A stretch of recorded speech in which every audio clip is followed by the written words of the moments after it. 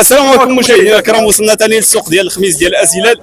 غادي نشوفوا ثاني الثمن وكي داير الرحبه اليوم. شي شويه وصافي براشه وراني لا رخا بزاف الا رخا بزاف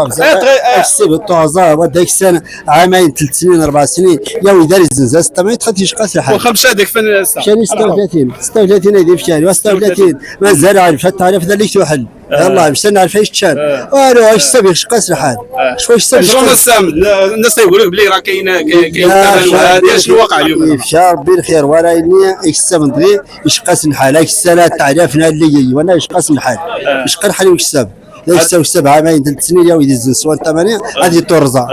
هذه اش قاس الحال اش قاس الحال ماشي 8 سيئه وانا ديال ديال خصاص المناسبه انا مساكن عليه هنا الله يكون في العوان وداس عند تخصيص 70,000 80,000 هذا بزاف هنا بزاف ديال غير